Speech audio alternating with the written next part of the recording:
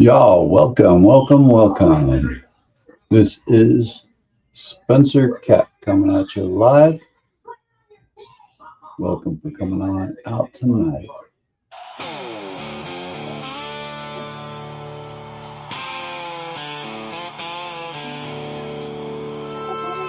Standing for life, liberty, and the pursuit of happiness.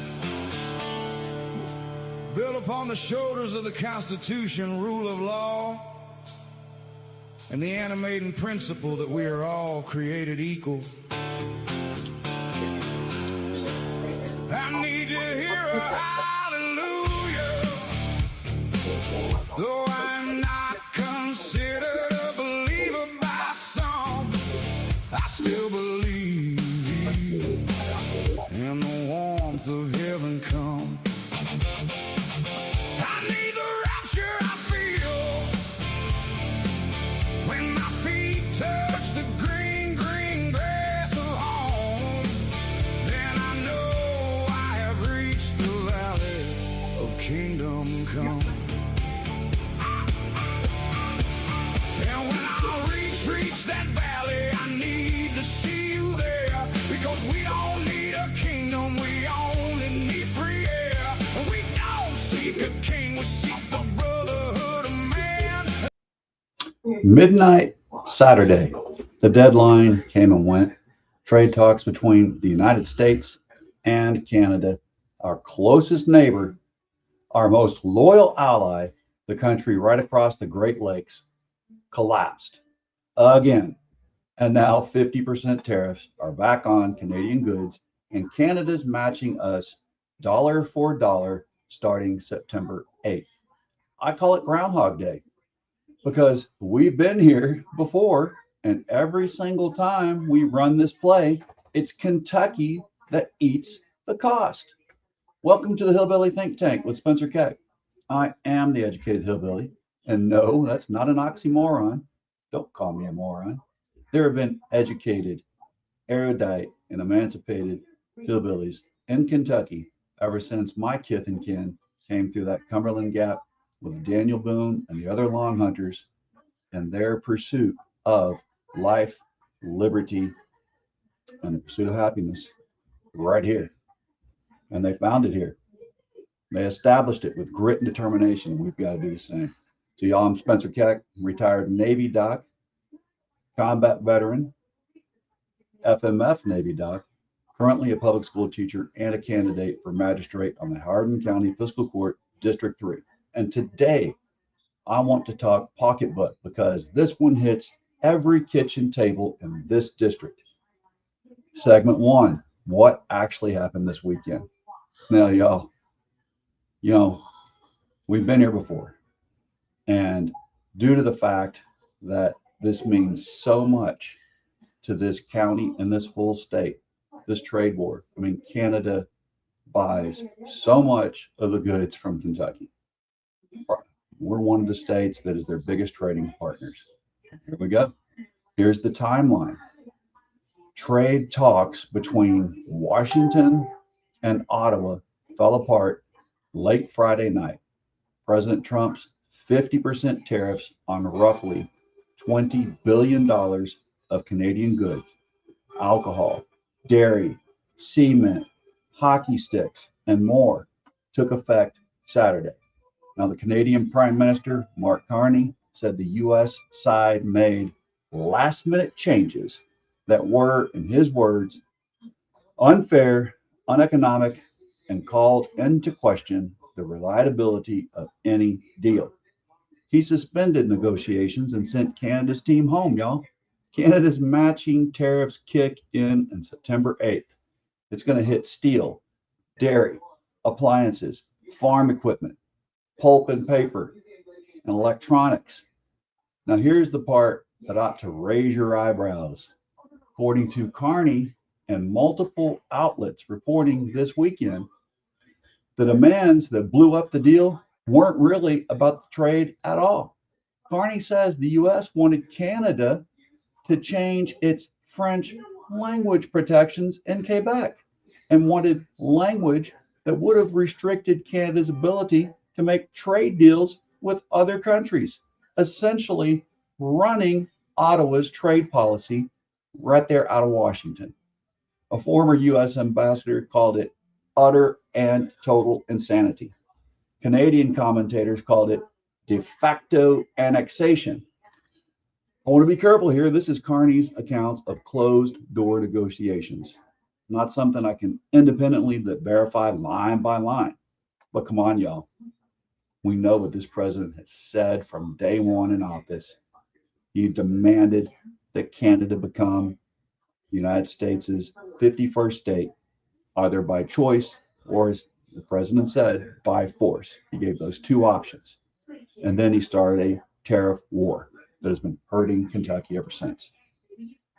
So again, it's consistent with a full year of the president floating the idea of Canada, as I said, as the 51st state, and Canada is treating it as exactly that kind of overreach.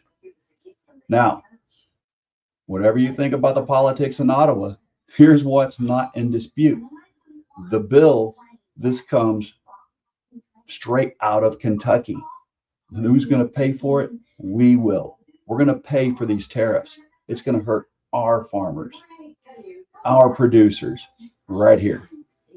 So as this goes on and on and on, we know that our farmers in this state have been hit hard by these tariffs again and again and again. And here we go. I mean, when is enough enough? When can we say, hey, no, the madness has to end? Well, here's what Carney had to say. I warned that America is trying to break us so they can own us. And I promised that I warned that America is trying to break us so they can own us. And I promise that that will never, ever happen. We are keeping that promise. Canada is becoming stronger and less dependent on America. We are already giving ourselves more than they can take away. And we are just getting started. So they're just getting started. They have seen this game, this Groundhog Day, so many times over and over. And they don't need to be hurt. There are other trade partners in the world, is what he's saying.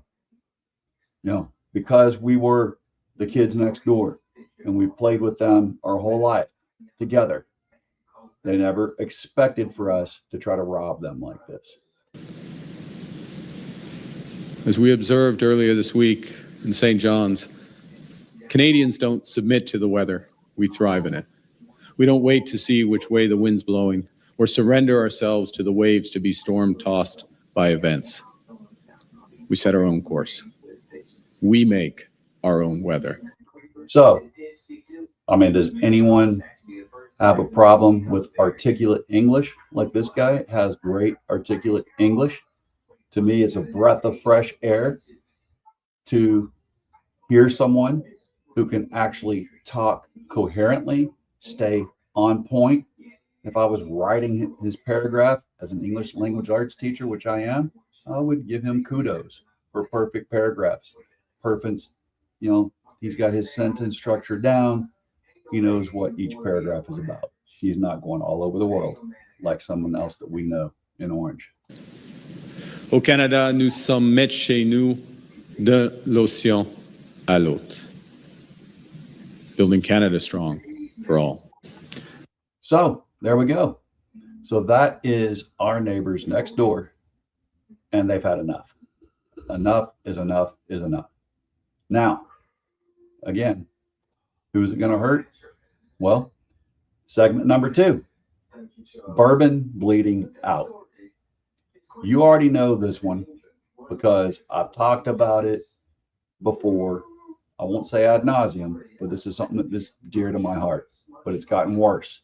Since this fight started, the United States whiskey exports to Canada have collapsed by nearly 70% from a market worth about $250 million a year to around 89 million. Canadian provinces pulled American spirits off store shelves entirely, and most of them still haven't put us back. Jim Beam, one of the largest bourbon makers in this state, halted production at its Claremont, Kentucky distillery for all of 2026 because of the fallout. Now, y'all, why does that matter? Well, they're just right next door to us, and people here in Hardin County work there or worked there. 95% of the bourbon made in America comes from right here in Kentucky. We all know this. This industry supports more than 23,000 jobs and $2.2 billion for our state. And Canada was our single biggest overseas customer. Well, it's not even overseas, it's just over a border. There's no sea between us. Now, segment 3. It's not just bourbon. The whole barn took a hit here in Kentucky. And this is, what can we say? We know that this is insanity. Now we have to reckon with how we got here. So here's what doesn't make the headlines. Kentucky ships about 80.4 billion with a B dollars in goods to Canada every single year. And that's not just whiskey, that's the whole barn. Take ethanol. Canada is the largest destination in the world for American ethanol exports. 1.7 billion with a B dollars worth. That ethanol is made from corn, and Kentucky corn farmers feed that industry. 1 in every 4 rows of corn planted in this state goes to feeding poultry, and corn byproducts like distillers grains, DDGs, go straight into that same export pipeline that's now getting squeezed by a trade war. Take dairy. Trump's own tariff proclamation specifically cites long-running disputes over dairy access with Canada as one of the justifications for these tariffs. Now, that's a direct hit on Kentucky dairy farmers who are already operating on razor-thin margins. And Canada isn't just some minor trading partner that we can just shrug off. It's the second largest buyer of American agricultural products in the entire world, behind only China. And of course it's behind China because China is the largest country in the world. They're going to have more people to buy. So second to China. We've been, the 2 places we've been hitting the hardest. Buy the most from Kentucky. When a market that size goes sideways, Kentucky farmers, y'all, they don't just find a replacement customer by October. They eat the loss. So every one of these, corn, ethanol, dairy, bourbon, they touch a family farm right here in Hardin County and the surrounding communities. This is not an abstract trade statistic. It's the neighbor down the road who just watched his export contract evaporate. Y'all, we know this. Now let's think about segment 4, the hemp gut punch. This one's homegrown, y'all. And here's the one that didn't come from Ottawa at all. This one came from our own Kentucky delegation. Senator Mitch McConnell attached a provision to last year's spending bill that bans hemp-derived products containing more than 0.4 of a milligram of THC per container. Now, supporters say it only targets intoxicating products. But Kentucky's hemp industry and Kentucky's other Republican Senator, Rand Paul, say the threshold is so low, it wipes out full spectrum CBD products too. the ones people use for sleep and pain management, not to get high. One Kentucky hemp farmer told reporters he's got more than 500 acres of last year's crop just sitting on the shelf, unsellable, because as soon as they passed that bill, everything got shut down. Now, y'all, we can give Rand Paul his due here. I rarely do that. I'll give it to him. I'll give credit where credit's due. Rand Paul fought McConnell on this hard right here on the Senate floor. He's still pushing to let states like Kentucky, which already built their own regulatory system for hemp products, keep that system instead of a federal ban wiping it all out. Because, okay, well, that's supposed to be the party of states' rights. And here, Mitch McConnell decides, no, he's going to push something that's against states' rights. That's supposed to, so he went directly against what his party always says is their whole thing, their whole gimmick. Well, that's not a partisan fight, y'all, overall. You know, that's Kentucky's 2 Republican senators disagreeing about how to protect Kentucky farmers. And right now, the farmers are losing. So add it up. Bourbon gutted by Canada. Corn and ethanol squeezed by the same trade war. Dairy caught in the crossfire, and hemp farmers gut punched by their own senator's amendment. That's 4 different ways Kentucky agriculture has been hit. 2 from a trade war with our closest ally. 1 from homegrown Washington provisions. Now, segment 5, what this looks like on the ground. I don't need to tell you all what a bad harvest season feels like in Hardin County. I need to tell you, this isn't weather. This is policy made by 1,000 miles away, and Kentucky farmers had no seat at that table when it was written. Even in Kentucky's 6th congressional district race up there in Lexington, this weekend's tariff news is already showing up. Democratic candidate Zach Dimbo said flatly it's going to raise costs for central Kentucky families. That's not a Hardin County race, but it tells you something. This isn't a fringe complaint, y'all. It's showing up on kitchen table conversations and campaign trails across this Commonwealth right now, this week. So let's come back to this thought. See, we got some other folks on here. Tom, thanks for tuning in. Tom says, my own taxable income gig is reliant on the Bourbon Trail, bourbon tourism, bourbonism. My mom asked me why the word bourbonism seems like the name of religion. Well, it is for some of us. Good. That was a good one, Tom. Tom also says, one can make a legitimate argument that too much of our economy depends on growing corn on factory farms. Yes, you could. Now, Tom says, but of course, Idjit's tariffs screwed our economy in ways that may never be resolved. That is correct. Tom also said 90 years ago, hemp was Kentucky's leading cash crop. That's correct.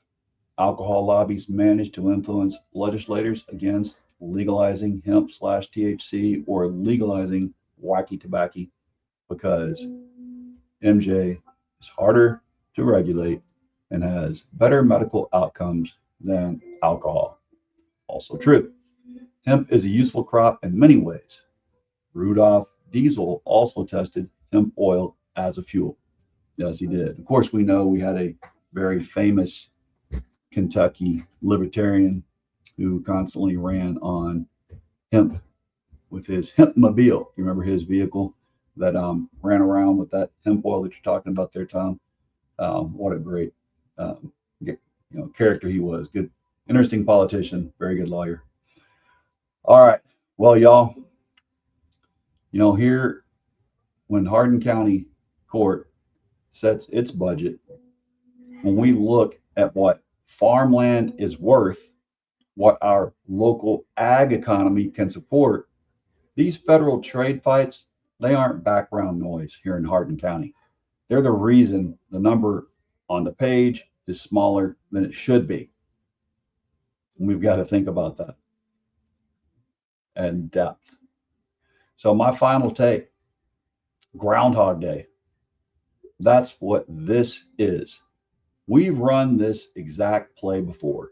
Tariffs, retaliation, collapsed talks, a Kentucky farmer or distiller left holding the loss. And here we are again with an even bigger tariff and an even messier collapse over demands that by Canada's own account had nothing to do with a fair trade and everything to do with control. Kentucky bourbon, Kentucky corn and ethanol, Kentucky dairy, Kentucky hemp. 4 hits in one summer, 2 from our Washington's trade war with our best friend, 1 from Washington's own hand on hemp. When does it stop? I'll tell you when I hope it stops this November, when Kentucky farmers and their families decide that they've had enough of paying for a fight they never asked for. I'm Spencer Keck, the educated hillbilly, and this has been the Hillbilly Think Tank. Y'all, come on down to a fiscal court meeting. Bring your hardest question. Whether I earn your vote or not, together, we will get an answer. I'll see you there. Keep thinking deeply. And remember, in Kentucky, united we stand, divided we fall. It isn't just words on a flag. It's the glue that holds all of us together. Because if we love our neighbors as ourselves and recognize that, yes, we are our brother's keeper and our sister's keeper, then we cannot be divided and we will not fall. Remember everyone deployed overseas and bless your corazón. That's Spanish for heart. Y'all, I'm hoping that your week has gotten off to a good start and hoping we want to keep on talking about this kind of thing. We can get on to better stuff. Doc out.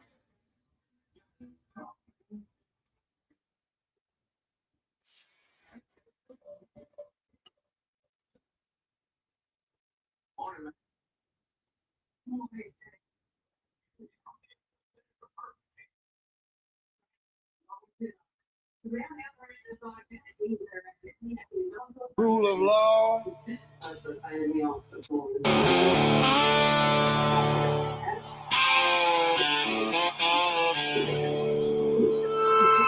Standing for life, liberty, and the pursuit of happiness. Built upon the shoulders of the Constitution, rule of law, and the animating principle that we are all created equal. I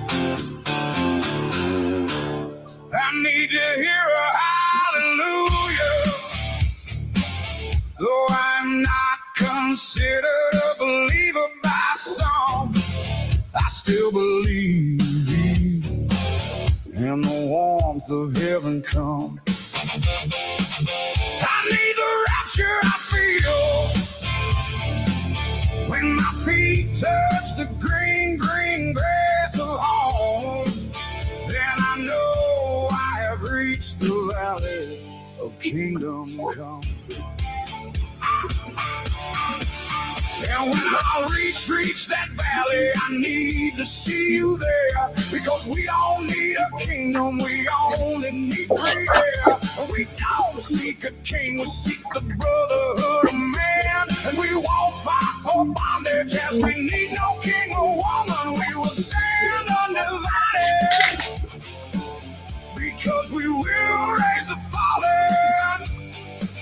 Now I need to hear a hallelujah as we tear down the wall there. Oh.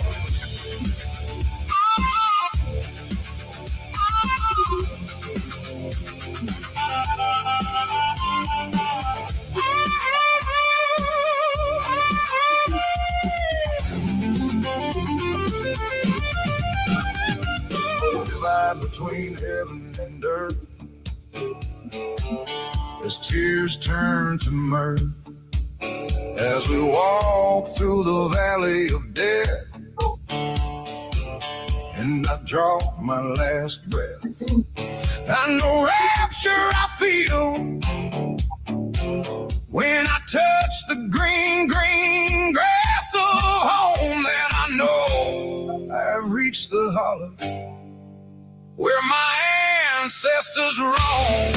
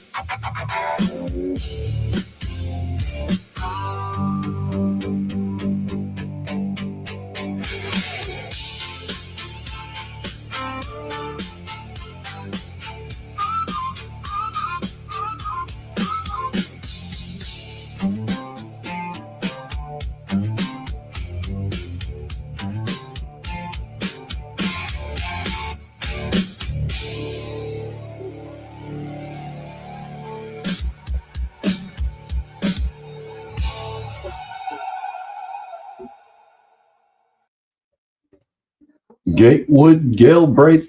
That's right.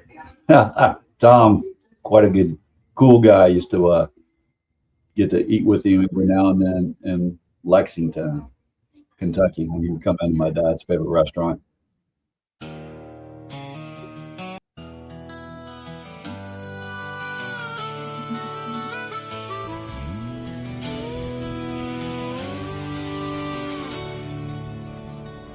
I have seen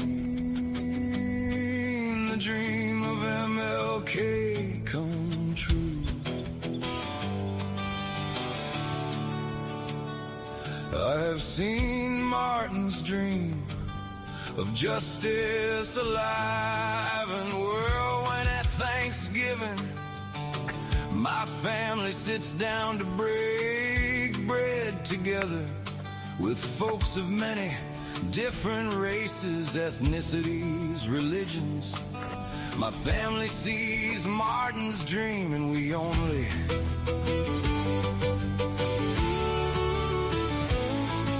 judge people by the content of their character, not by the color of their skin. I have a dream that my 4 little children will one day live in a nation where they will not be judged by the color of their skin, but by the content